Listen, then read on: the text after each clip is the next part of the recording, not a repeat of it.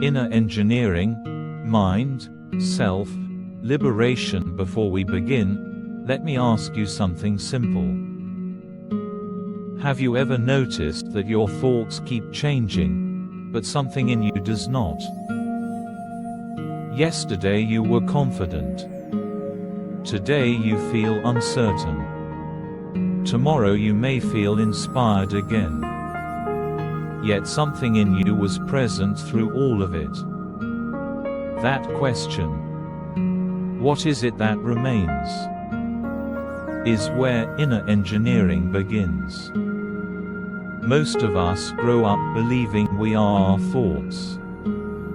If the mind says, "I am not good enough," we believe it. If the mind says, "I will fail," we tense up.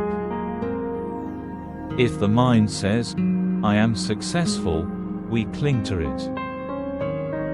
But Sanatana Dharma offers a different insight. You are not your thoughts. Thoughts arise based on memory, fear, desire, conditioning. They are reactions, not truths. They move. They change. They disappear. Yet awareness remains. When you feel anxious before a meeting, you notice the anxiety. When anger rises during an argument, you notice the anger. When joy appears unexpectedly, you notice that too. Here is the key insight. That which notices cannot be the thing being noticed. Vedanta calls this the witness, the observer, the Sākṣī. The Sākṣī is present when you are praised, and when you are criticized. It is present when you win, and when you fail. If you can watch a thought like, "I am not enough," then you are not that thought. You are the space in which it appears. Like a movie playing on a screen. The screen is not affected by the story. This is not belief. It is lived experience. Right now, notice the next thought that arises. You didn't plan it. You didn't invite it. Yet it appeared. And you noticed it. That small gap between the thought and the noticing is freedom.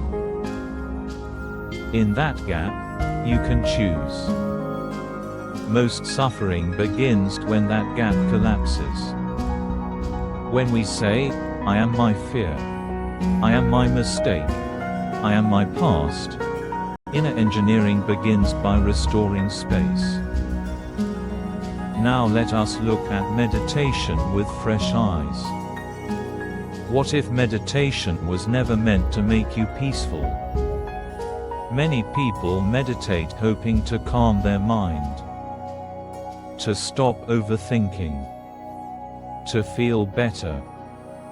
And sometimes that happens. But calm is a side effect, not the goal. Meditation is about clarity. Seeing how the mind works in real time.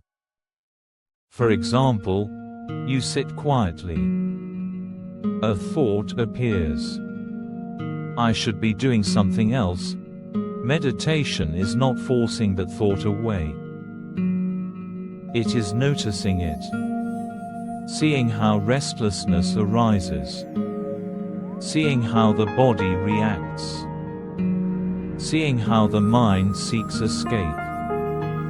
This seeing is clarity. Meditation is learning to sit with discomfort without immediately fixing it. To feel sadness without drowning in it. To feel joy without clinging to it. Clarity gives choice. Without clarity, we react automatically. We snap at loved ones. We avoid difficult conversations. We repeat habits we promised to stop. This is why real meditation can feel uncomfortable, because it shows us what is already there. But clarity, even when uncomfortable, leads to freedom. This brings us to moksha. Moksha is often misunderstood as heaven, as something that happens after death. But moksha is not a place. It is a way of being. Moksha is freedom from inner suffering. For example, someone insults you. The words land. The body reacts. But inwardly, you are not shattered. You feel the emotion, but you are not owned by it. That is moksha. You lose something important. Grief comes. But despair does not consume you. That is moksha. Moksha does not mean nothing affects you. It means you are not imprisoned by what affects you. You can live fully engaged in life, working, loving, creating, and inwardly free. That is liberation. Sanatana Dharma understood that people are different. So it offered many paths, not one rigid method. The first is Bhakti Yoga, the path of devotion. Bhakti shows up when you love without control, when you trust life even when outcomes are uncertain, when gratitude softens your heart. For some, Bhakti is prayer. For others, it is devotion to nature, to service, to something greater than ego. The second is Jnana Yoga, the path of knowledge. This path suits those who question deeply. When life brings pain, Jnana asks, what is changing here? What remains unchanged? Who is experiencing this? Jnana cuts through confusion with understanding. The third is Karma Yoga, the path of action. You do your work fully. You care deeply. But you let go of obsession with results. You do your best without tying your worth to success or failure. This frees action from anxiety. The fourth is Raja Yoga, the path of inner discipline. Training attention, training breath, training stillness, so the mind becomes steady, focused, responsive rather than reactive. These paths do not compete. They complement. Different lives, same freedom. Now let us speak about ego.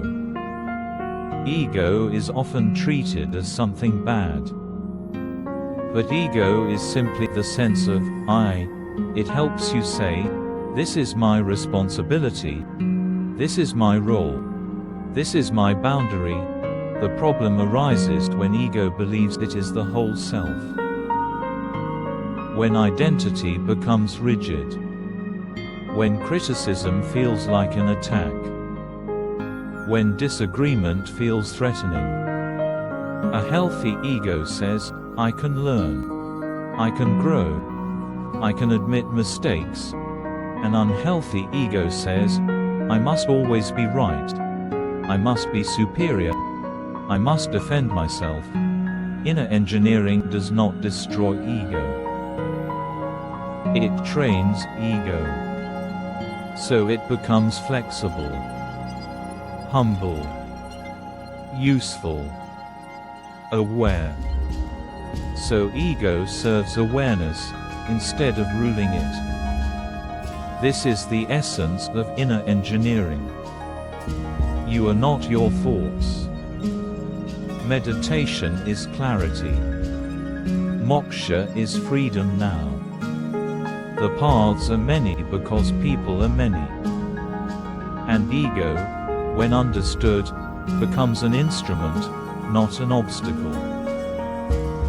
If this reflection helped you see your inner life more clearly, please consider subscribing.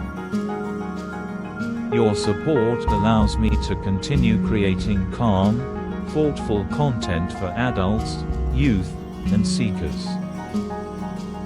And if you know someone who feels trapped in their thoughts, share this with them.